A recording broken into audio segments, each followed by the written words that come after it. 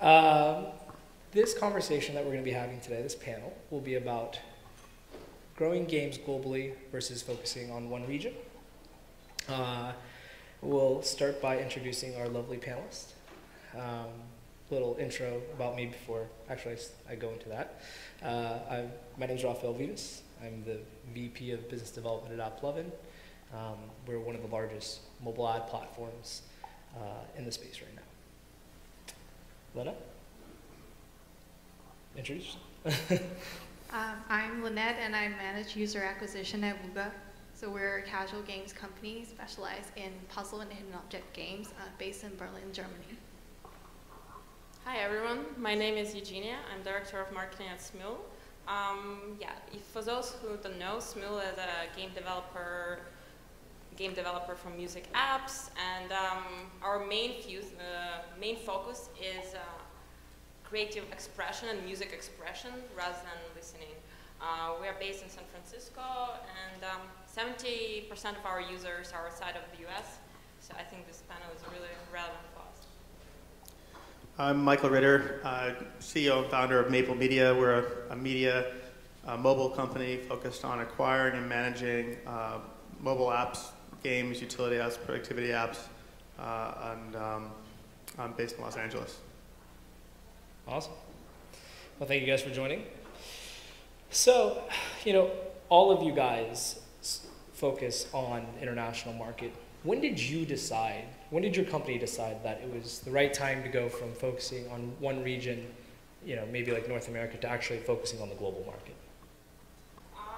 So for us, our core vision of the company is to connect the world through music. So it was inevitable for us to go on some point globally. And I think our product decisions, like opening up content, ensuring that there is a social seed creation, started like organic growth in those regions. And on the UA side, we just needed to make sure that we monitor organic trends and understand which markets we should go or not. And through the years, we really developed our kind of secret sauce of entering a new market. First is organic trends, monitoring them, testing, and then have a holistic plan of creating an organic precedent, working with local artists, partnerships, labels, working with our power users in those communities, Google, Apple, and creating that viral effect and pushing heavy UA at the same time. So we replicated it in many markets: Brazil, Indonesia, Japan. And right now we are focused on growing those markets. Yeah, I think for us, I'd say we look at it the other way around, is we release a game globally and see where it resonates, what regions it resonates in, see where we get a sizable user base enough where we can start doing testing and drive a meaningful lift.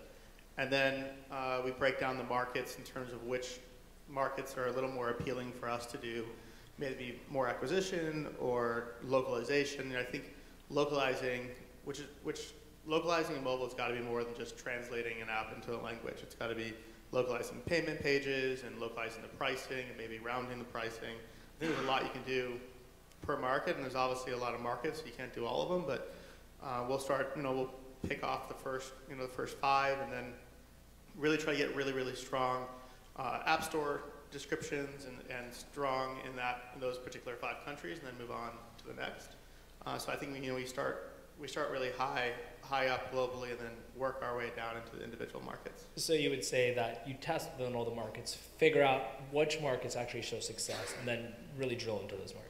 Yeah. So in our business at Maple, we have a lot of different types of apps. We have productivity apps that do really well in India and Brazil, and we were like, well, why do they do so well? And so after doing a great deal of research and looking at the data, we realized that they were like low imprints in their phones. That they weren't very large files. And there's other types of, maybe we have casual games that do better in other regions, and we try to figure out why they do particularly well in whether it's Western Europe, let's say. And then once we identify what markets they do well in, then we'll go deeper into working with the app stores like you're suggesting, or maybe different payment options, for an example, in Brazil, so that they can grow globally, but they're going to grow by market. Cool. Well, at Wooga, we always kind of had a global approach. I don't think it's about having your game localized in every different language before you can go into global markets. When Wooga launched our first game, it was localized in 8 languages. Now we're localized up to 22 languages. So even if your app is only in English, you can already have access to an international audience by targeting like US, UK, Canada, Australia, New Zealand, the Nordics. And just to add on to that, being the moderator here, but seeing it from the ad network side, there's so many developers we work with.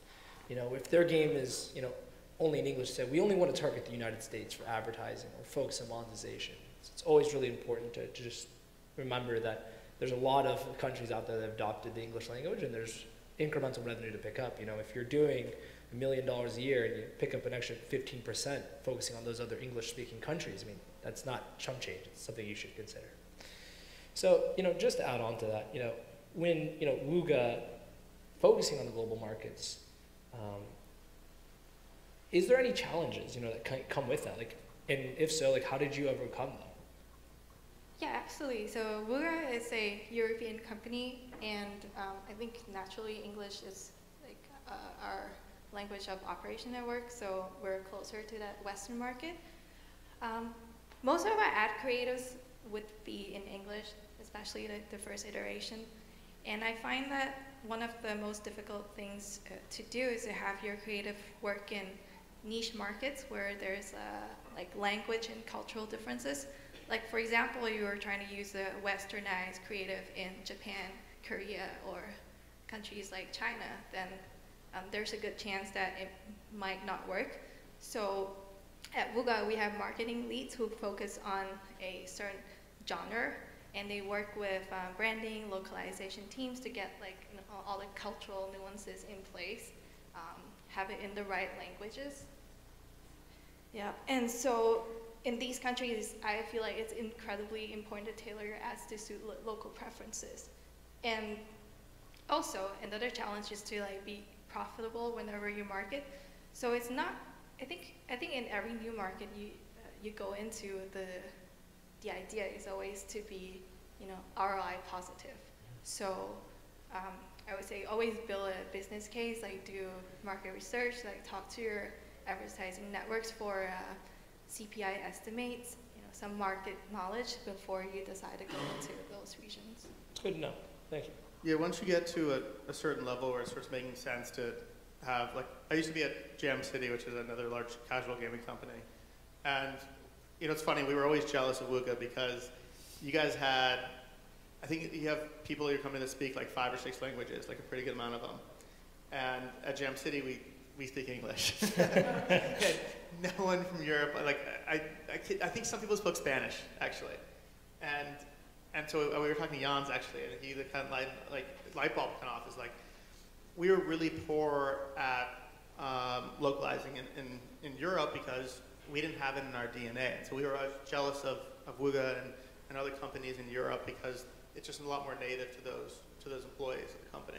And so it's a lot more natural for them to know the difference between, localizing something in France or in Germany, or more than just localization, like you're talking with ad creatives. There is different local tastes.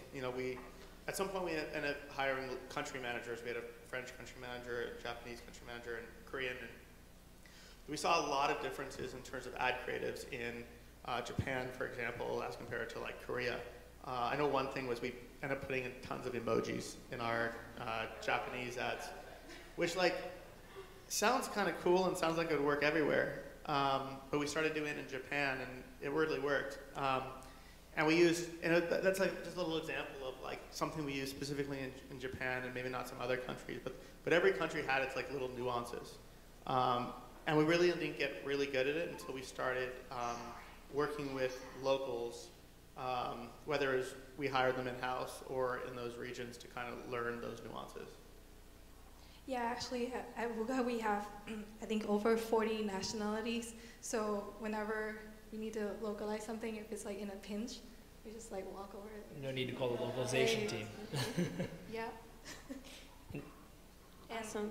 Yeah, even in our UA team, I think, actually funny thing, we are a German company, but we don't have any Germans in our UA team. Cool. Oh, that's awesome. Smule, actually, we have a lot of international people as well, so it helps us a lot. In terms of challenges, we had a number of challenges. First, like financial projections at the beginning when we made that decision to go global. We had some organic learnings, but still in terms of retention, stickiness, we didn't know exactly what revenue to project. And from that is monetization. We needed to figure out, in some countries, we monetize more towards subscription, in some in terms of revenue, ad revenue, and also payment systems. We're working with telcos, so all those things, they were at the beginning very challenging for us to figure out how to make money in those markets while building that community. Because the goal of the company actually, yeah, we want to be profitable, but we want to grow this global community. And for each company who thinks about global, you should think about, do you need like immediate growth right now, or you want profitability? And in this way, you can tailor which geos you will start with, and so on. And in terms of challenges, we also had challenge with team structure, because now we have like these 3 apps, 20 plus countries, we have 4 UA managers, that's a lot. And we empowered our UA managers to be regional managers and oversee those regions and also manage networks at the same time.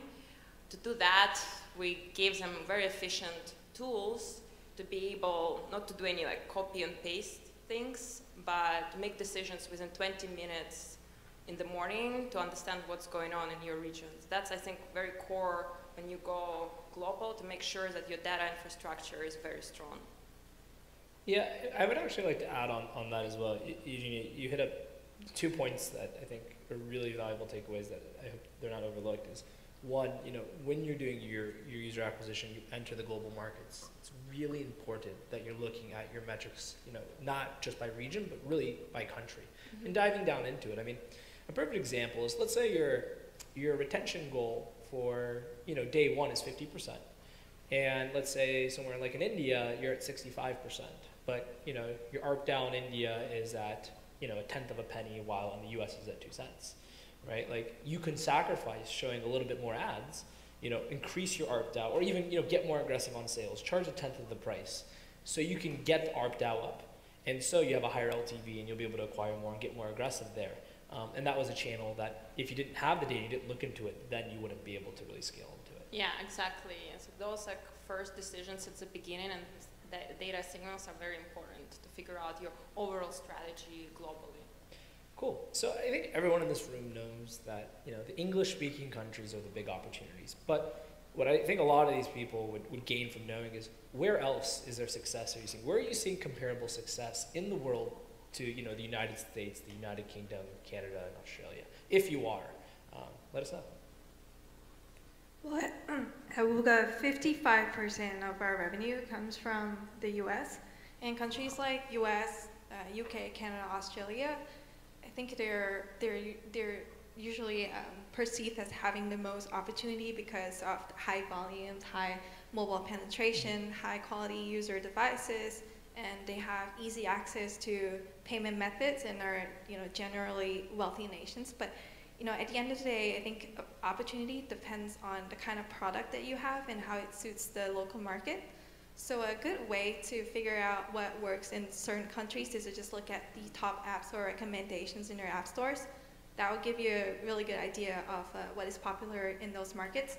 But other countries like Vietnam and Thailand, although they're perceived as like less profitable, I don't think that's the case, because if you look at the kind of consumer preference, it tends towards like mid-core games, like more meal-oriented, I think, with the right third-party payment integrations.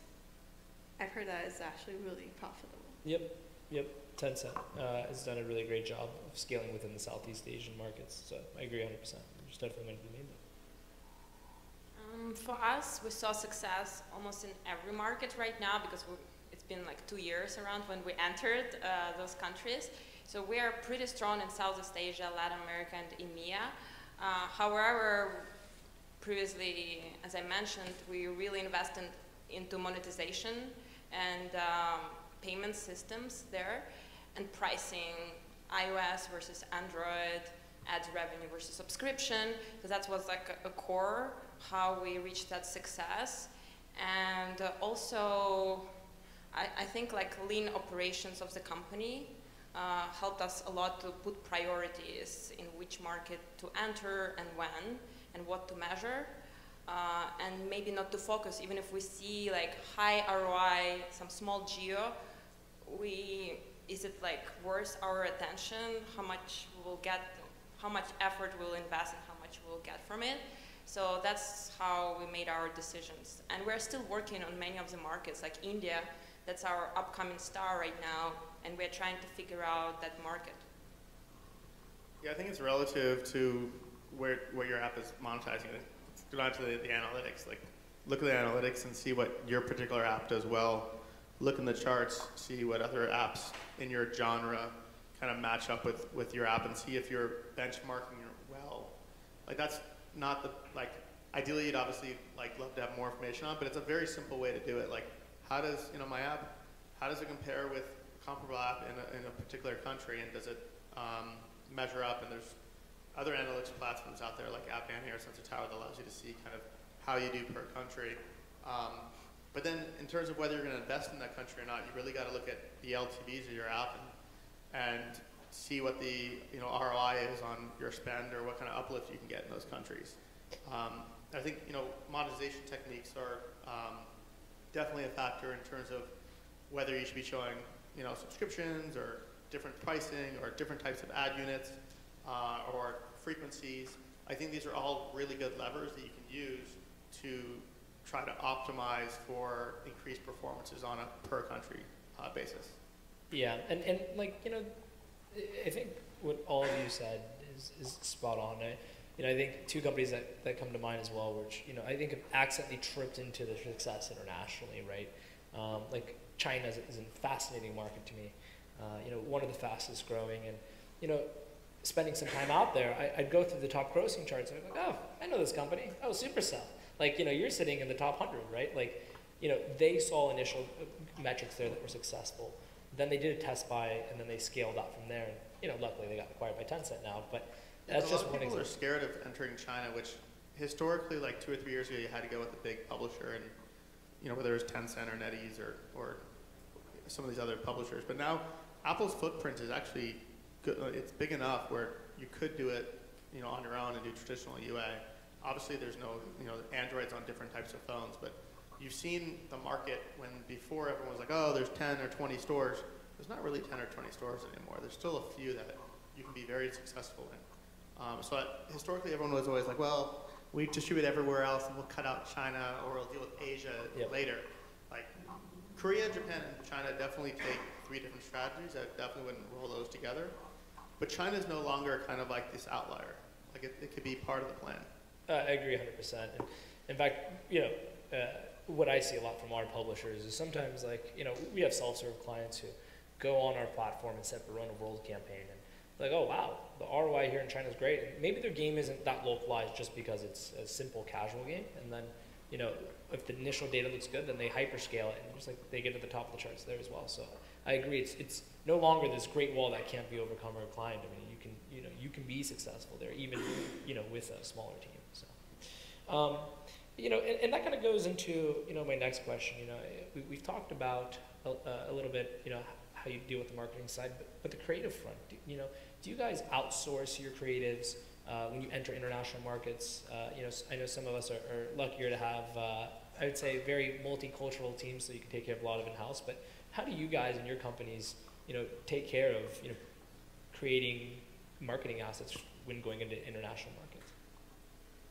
Well, so I also work on soft launches within Wooga. So in preparing like a comprehensive marketing package for launch, we do a lot of user perception surveys and focus groups to first like validate the kind of unique selling points, which then guide our marketing leads who, like I said earlier, they focus in one genre. They work with the game teams, branding, and sometimes creative production agencies to produce these marketing assets. And then the final step is always for UA to validate that through creative testing. But I think also in reference to your previous question about rest of world campaigns, actually I think we also do that with you. We run, for some games it makes sense to run gameplay focused videos with very little text in rest of world, just to see what flies and what is ROI positive before going to those regions. 100%. And to kind of like add on to that a little bit, it's like I think for anyone here, like gameplay videos, no text, that is like a good baseline. I can tell you from our side, we see that that's usually a good way to start.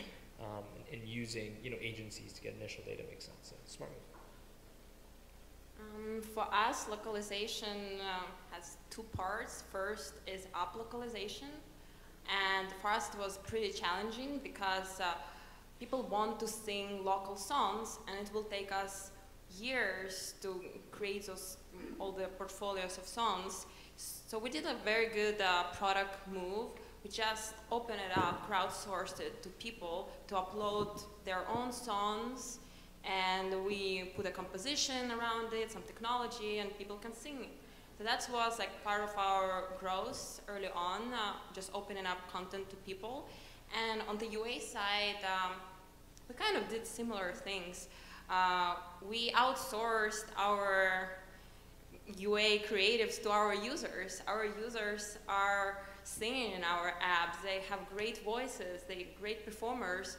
So we work with those power users, and they provide us their performances, and we use them in our UA videos. And as a matter of fact, some of the users, because we spent like millions of impressions on those people, they actually got label contracts, and they were recognized like that. So that's kind of community building together, product and marketing. And we have 100% video, and we do outsource some agency just to mass produce it, but I think users is the core of our marketing. Yeah, I think the no text thing is more efficient. I think it all depends, right? Like Eugenia is in Smule is in an amazing position. Like I think for example, their Jason Derulo ad made me download Magic Piano and sing in the portfolio of your titles. And I've seen you guys do localized ads in international markets, and I think it's great that you have the user base to be able to give you that content. Yeah, and also a certain partner like AppLovin, they help us a lot also to do some production work, and other partners. So kind of using that and making sure that you have a lean infrastructure when you're localizing. So quick question there. We talk about the international markets. In the U.S., you guys have used Jason Derulo. It's been a great ad. We've seen it's very viral. Have you guys used any stars internationally when entering new markets? And can you talk about that a little bit? Yeah, sure. So that's a key strategy when we understand that yes, we want to enter that market. For example, like Indonesia, Japan, Korea, Turkey. We worked with local artists to bring them in the app and sing with their user base. We created a contest around it to meet with those celebrities. We talked with our communities and power users there to support that viral effect. And many app developers talk about celebrities, but yet it's not native to everyone. So you need to think about it, how native it is to your app. For us, in some markets, some celebrities come to us and say, hey, we want to connect with our user base. And that's a new medium for them. It's not just listening, it's actually collaborating on a piece of music. That's awesome. That's awesome. And when you guys, we've talked about how you prepare for the markets, localization of creatives, and how do you determine what markets? But how do you decide, what ad networks, what traffic sources can get you scale in the international markets of choice?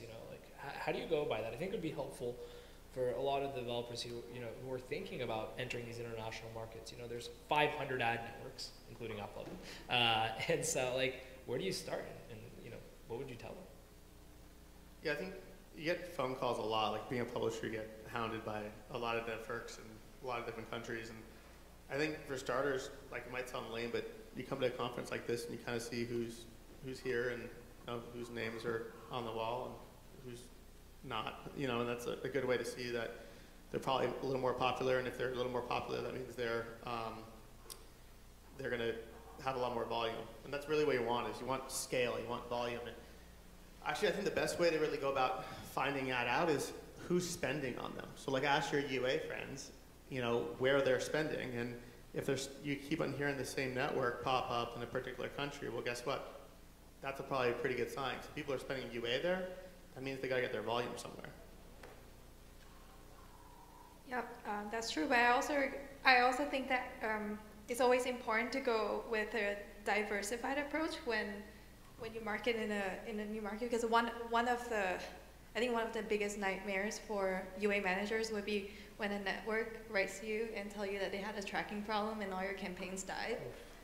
So yeah, so my take is always have a diversified approach. Go for networks that have their own traffic, that you know for sure don't do affiliate and rebrokering. I mean, some people do prefer rebrokering and affiliates, but I think it's more of a personal choice. And I think when you market on various different networks, you also have a selection of like ad products. You know, some people are good in like rewarded videos, others are good in playable ads. You have different kinds of targeting. Traffic sources are different, like AdWords, Facebook, and you know, video networks are very different. It's always good to have a mix. I always recommend start with the big ones at the beginning, because you are learning, and also your team is probably small to explore many networks, so like Facebook, Google, all the video main networks. Those are your first entrance points.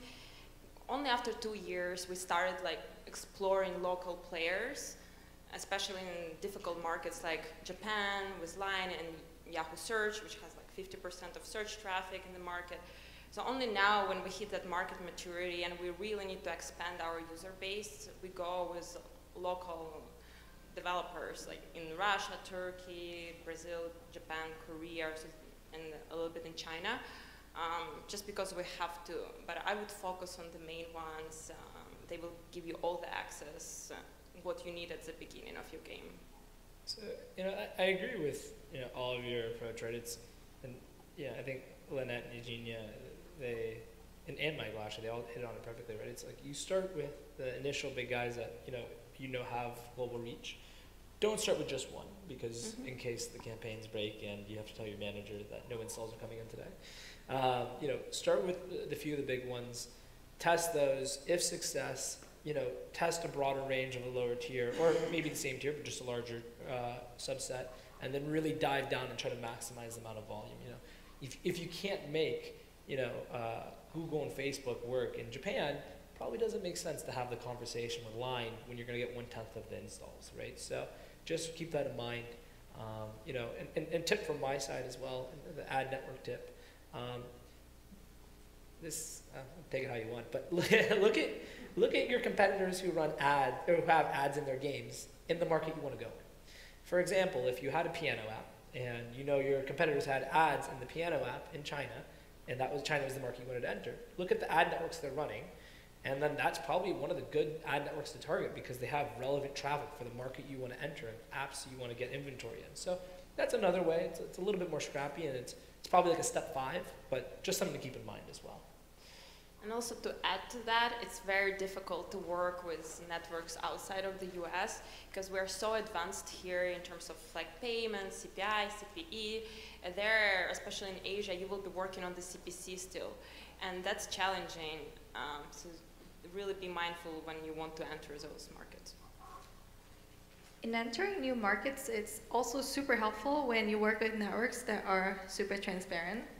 Like, for example, AppLovin, you have all the traffic sources out there, so it's really easy for us to just go in and pause the ones that don't work for us. And then after like a few weeks of marketing, you can already have, you can already draw some early conclusions on like a mix of apps and genres that work for you, and then you go bigger from there.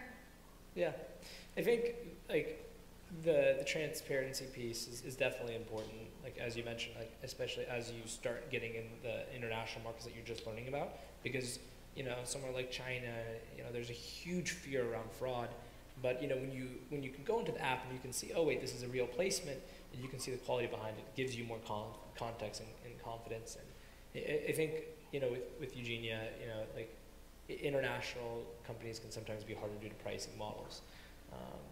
That's why I start with the ones that you've seen that success with and kind of go from there. Yeah, we talk a lot about like, how to increase your CPMs, maybe your volume ad revenue by networks in certain countries, but there's actually a lot more uplift if you just focus on increasing your click-through rates or your locations in the apps, types of ad units you're using, whether it's, banners or using playables or just interstitials or, AppLovin's known for their rewarded video. Like, I think there's a lot that you can do by trying to figure out what is the best unit that's going to get a good click-through, because even though you're selling it on a CPM, if you're, maybe you're selling a CPM or a CPC or CPI, you're always selling it on a CPI or a CPC. Like, that's what everyone backs it out to.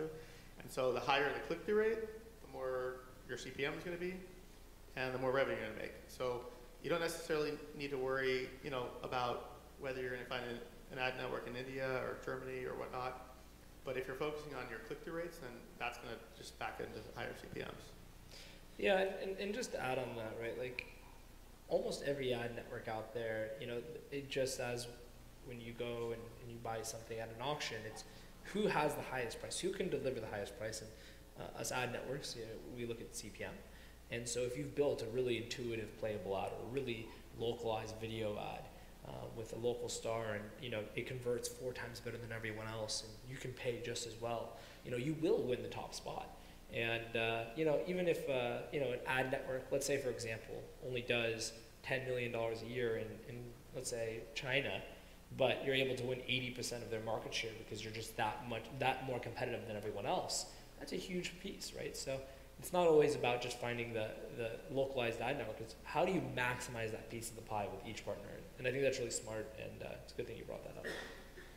So, our final question to you guys, do you believe that you need to have this large team and massive capital to compete and be relevant within the international markets? Or do you think that some of our, that indies with smaller teams and less cash resources can still be competitive within the international markets? Well, I hope we're competitive. We only have 11 people. We're fairly new, but we try to be competitive. We definitely look at global markets. I mean, start with globalization, and maybe we don't go as deep as some of you guys do. But when I was at Jam City, we went really deep. We had a country managing team of 5 just for global expansion. We had some partnerships in Japan and China. I think you do need to have some partnerships if you're really going to want to grow in certain countries. But with the team of 11 at Maple, I think we're doing just fine. For us, we have a very lean infrastructure, so I don't think you need to have a huge team. It depends on the scale and how detailed you want to be in the market. If you figure out plug and play kind of mechanics, that's what we did. You don't need a big team. However, you need to really be smart when hiring that team, because they will need to wear a lot of hats and need to be taking risks and fail and test, kind of this type of personality. So we're really investing the people on the UA team to make sure that they are, like I said before, empowered to manage those regions and able to make right decisions. In terms of capital, at the beginning, you don't need a lot of capital, and I would recommend focusing on your retention rates, because even if, let's say you increase your spend by 20% or 30%, and you're not working on your retention rates, that's kind of a waste of money. But on some point, once you scale, you need money for sure to enter those markets. So the advice there is focus on the retention and don't just burn cash. Great. Yeah, I agree with both of them. So the overwhelming answer is you can have success within the international markets with a smaller team. You just have to be willing to get scrappy, get into the data, really look through it and execute. It makes sense. And I think that's one of the most common misconceptions. When I talk to indies who have great games, I'm like, oh, you can market in this country, and they're like, oh, no way. These 4 companies run that market. It's a fallacy, right? Or maybe my team isn't big enough, you know? Like, if you took Michael's advice and Lenette's and, you know, just built a gameplay video, put it live, and, you know, if you can buy a few $1,000s a day profitably, I mean, there's not really much to change. Maybe you change a few creatives, you know, you can get more in depth, but, you know, if what you're initially doing works and, you know, you're able to use that as a test base, and even have that as an incremental source to make additional profit, it's still a win for you, and it's something you should take advantage of. Thank you all for attending.